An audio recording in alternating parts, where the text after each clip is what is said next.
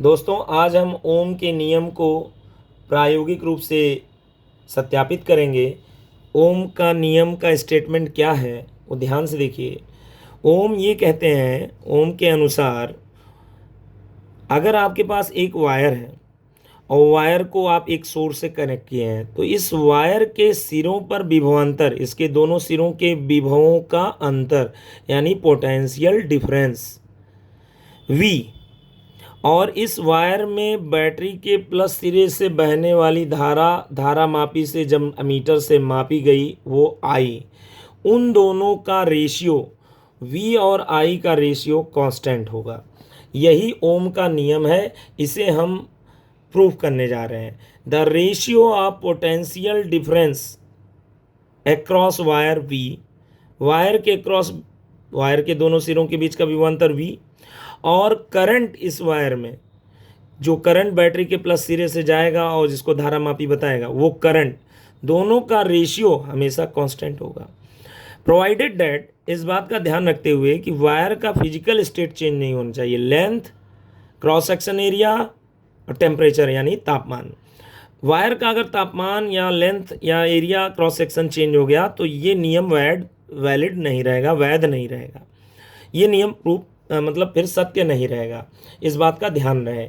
ये ओम का स्टेटमेंट हो गया। अब चलिए इसको एक्सपेरिमेंटली देखते हैं और हम बार बार इस वायर के क्रॉस दोनों सिरों पर विभवांतर मापेंगे वोल्ट मीटर के द्वारा, और इसमें करंट को बार बार चेंज करेंगे धारा नियंत्रक के द्वारा।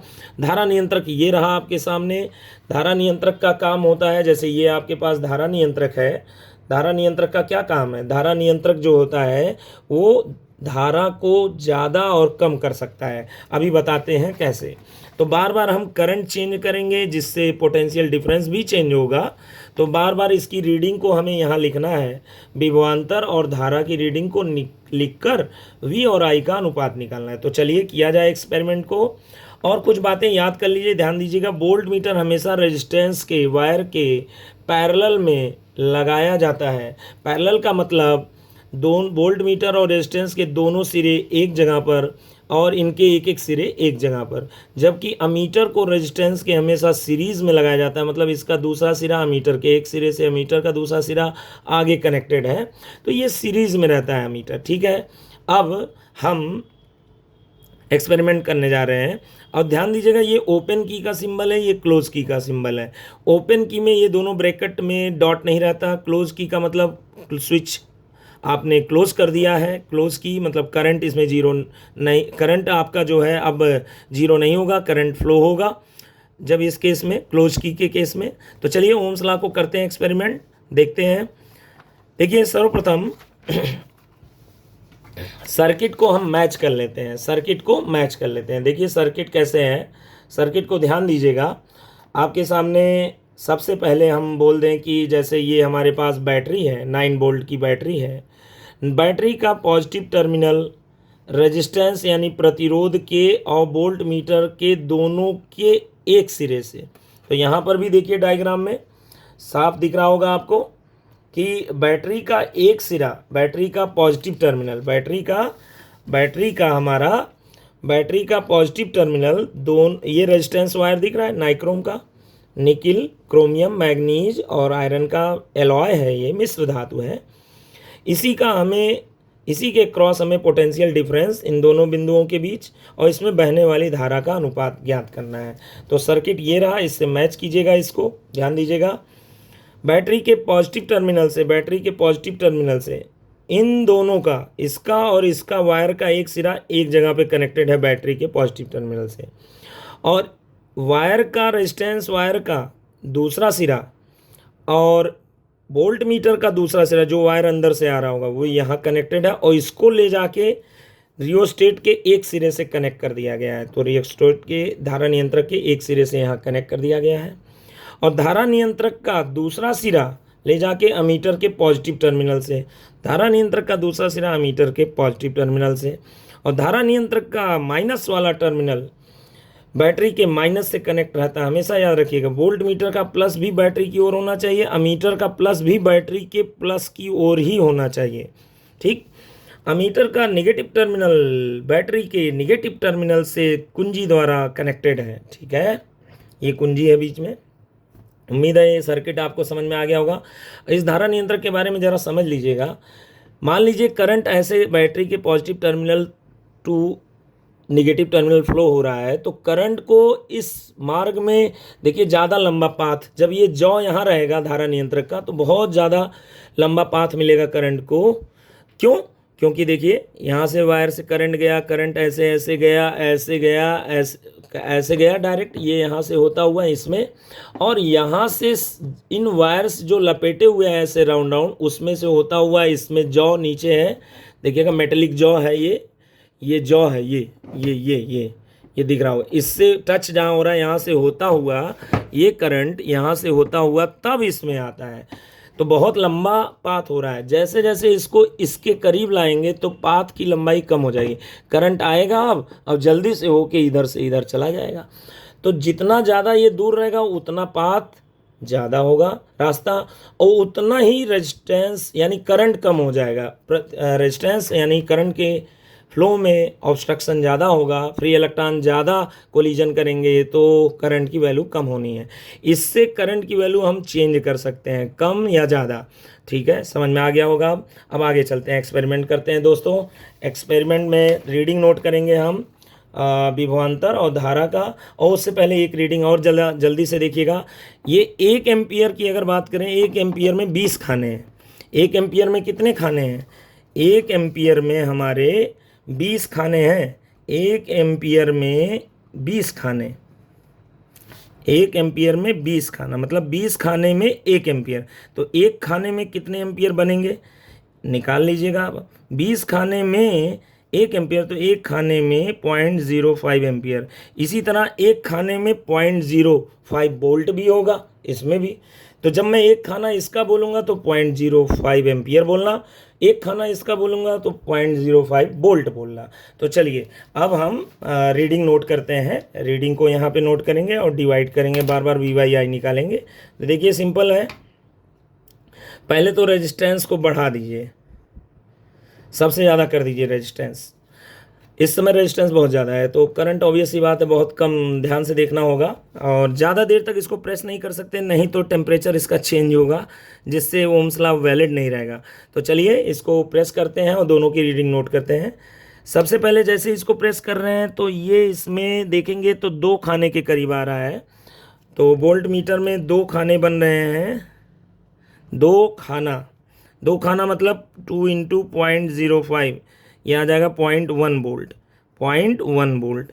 ठीक है, अब इसका भी उसी समय देख लें। करंट की रीडिंग को अगर देखा जाए तो इसमें जैसे ही प्रेस कर रहे हैं तो 2 खाने और 3 खाने के बीच में है।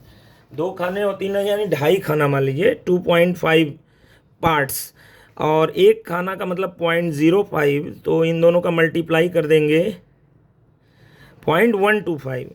0.125 में 0.1 से डिवाइड 0.1 में 0.125 से अगर डिवाइड करेंगे हम, तो ये यहाँ पर 20 इंक्रीज़ हो जाएंगे आपके, ये 4/5 यानी 0.8 के करीब आ रहा है। ठीक है, ये रीडिंग कितना आ गया दोस्तों? 0.8 के करीब रीडिंग आ गया, 0.8। ठीक है, अब हम रेजिस्टेंस को चेंज कर रहे हैं यहाँ पर। ठीक है,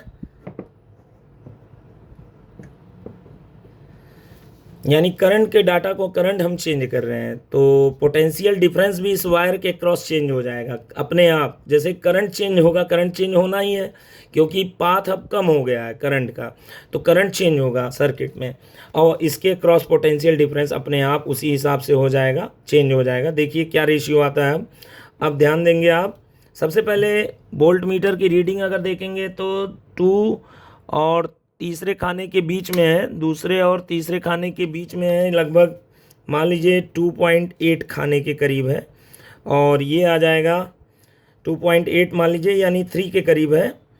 0.05 से मल्टीप्लाई करेंगे तो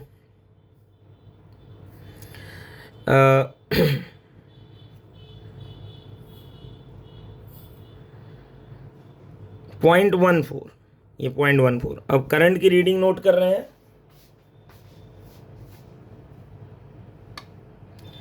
करंट की रीडिंग 3 और 4 खाने के बीच में है, 3.5 खाने के करीब है। ये आ जाएगा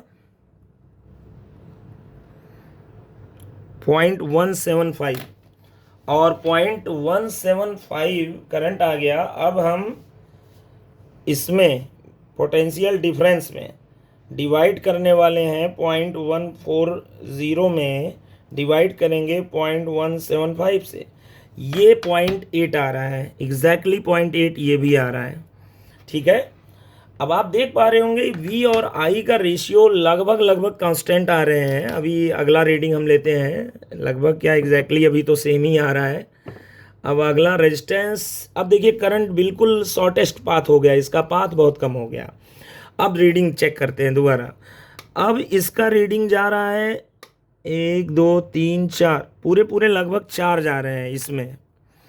तो 4 × 0.05 ये हो जाएगा हमारा 0.2, कितना 0.2। ठीक है, और इसमें करंट की वैल्यू एक बार चेक कर लें। ये 5 और 6 खाने के बीच में है, यानी 5.5 खाने इंटू 0.05 ये आ जाएगा 0.275। एक बार हम V में I से अब डिवाइड करेंगे 0.2 में, और 0.275 से डिवाइड करें तो ये आ जाएगा 0.72 के आसपास। तो देख रहे हैं कुछ एरर आ रहा है, बार बार एग्जैक्टली सेम नहीं आ सकता है, कुछ एरर होते हैं। एग्जैक्टली परफेक्टली अगर आइडियल कंडीशन में किया जाए तो 0.8 ही आएगा। आप एग्ज़ाम में इस तरह से ये रेशियो दिखाएंगे कि तीनों सेम आ रहे हैं। आप जैसे एग्ज़ाम अगर कोई दे रहे हैं, अगर आपका प्रैक्टिकल है रियली, तब तो उस केस में भाई आप जो आ रहा है वही लिखिए, क्योंकि एग्जैक्टली सेम नहीं हो सकता। अब एग्ज़ाम में आप जब आ गया verify Ohm's law and show the diagram related to it, अगर ऐसा आ गया कोई क्वेश्चन, तो आप वहाँ तीनों सेम दिखाएंगे, ऐसा रीडिंग ही वहाँ लेंगे कि सेम आए। फिलहाल यहाँ पर V/I कांस्टेंट आ रहा है 0.8 के करीब मान लीजिए, तो V/I जो आ रहा है कांस्टेंट है 0.8, और इसी को ओम ने कहा था, यही V/I का रेशियो ही वायर का क्या कहलाएगा, रेजिस्टेंस। यानी इस वायर का रेजिस्टेंस हो गया 0.8 ओम। रेजिस्टेंस का यूनिट क्या होता है, ओम। तो इस तरह से ओम्स लॉ को आपने वेरीफाई किया। और कुछ एक्स्ट्रा डाटा आपको ये जान लेना चाहिए, अगर हम V और I के बीच ग्राफ खींचें तो पिछली रीडिंग को अगर आप ध्यान से देखें, सबसे कम से अगर करंट की वैल्यू 0.125 और वोल्टेज की वैल्यू 0.1, करंट की वैल्यू करंट x एक्सिस पे और वोल्टेज y एक्सिस पे, तो करंट की वैल्यू 0.125 और वोल्टेज की वैल्यू 0.1, तो ये कोऑर्डिनेट x एक्सिस पे 0.125 और y एक्सिस पे 0.1, इनको अगर आप ड्रॉ करेंगे तो 0.125 इसमें ले लीजिए। थोड़ा करंट की रीडिंग और वोल्टेज की रीडिंग नोट कर लीजिए पहले। और करंट की वैल्यू नेक्स्ट है आपका 0.175 और फिर 0.140, 0.175 और अगला रीडिंग है करंट का 0.275 और ये है 0.2। तो यहाँ पर हम ये मान लेते हैं कि यहाँ पर करंट की वैल्यू 0.1, ठीक है 0.1, और यहाँ पर हो जाएगा 0.2, ठीक। और यहाँ पर मान लीजिए वोल्टेज की वैल्यू 0.1 और एग्जैक्टली सेम डिस्टेंस पर 0.2।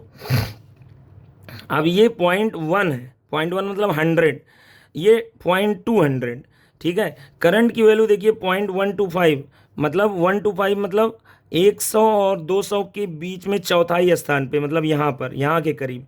और इस पर करंट की वैल्यू 0.1 है इस पर, ठीक है। और दूसरी रीडिंग करंट की वैल्यू 0.175, तो 3/4 पे यहाँ पे। और करंट की वैल्यू 140, 140, 150 यहाँ पर होगा, 150, तो यहाँ करीब होगा ये। और आप एक चीज़ डाटा नोट ही नहीं किए होंगे, आई की वैल्यू जब जीरो रहेगी, कुंजी ओपन है, तो पोटेंशियल डिफरेंस जीरो शो हो रहा है, देख पा रहे हैं। करंट की वैल्यू अभी जीरो है, तो एक पॉइंट तो यही मिल जाएगा, 0,0, एक पॉइंट ये हो गया, एक पॉइंट ये हो गया। और आई की वैल्यू 0.275 जब लेंगे, इन तीनों सारे डाटा को मिलाएंगे तो एक स्ट्रेट लाइन बनेगा। तो याद रखिएगा, वी और आई के बीच का ग्राफ एक straight line passing through origin. इन सारे ग्राफों में से कौन सा सही है मेटल और एलॉय के लिए? आप देखिए, ये ओरिजिन से पास हो रहा है स्ट्रेट लाइन, यही सही है। ये गलत है, ओरिजिन से नहीं पास हो रहा है, ये भी गलत है। कर्व है, कर्व हो ही नहीं सकता, ये भी गलत है। तो इस तरह से ओम्स लॉ को मैंने एक्सपेरिमेंटली प्रूव किया। ओम्स लॉ का statement V upon I equal to R, यानी that is V equal to I R, ये एक फार्मूला है। इसको भी आप रिमेंबर कीजिए, याद कीजिए, मेमोरी में अपने बढ़िया से रख लीजिए, ताकि एग्ज़ाम में इस पर कोई न्यूमेरिकल आता है। ये भी पूछा जाता है एग्ज़ाम में, वी और आई के बीच का ग्राफ क्या होगा? Straight line passing through origin. और आपके पास इस तरह के अगर ग्राफ आ जाए तो कौन सा ऑप्शन करेक्ट ऑप्शन है, आप समझ गए होंगे। आप लोग कृपया वीडियो को लाइक और सब्सक्राइब करें, ताकि इस तरह के एक्सपेरिमेंटल जितने भी वीडियोज़ हैं उनको मैं बनाऊँ, मुझे मोटिवेशन मिले। और धन्यवाद। आप लाइक ज़रूर करें और सभी अपने दोस्तों को फॉरवर्ड भी करें। धन्यवाद।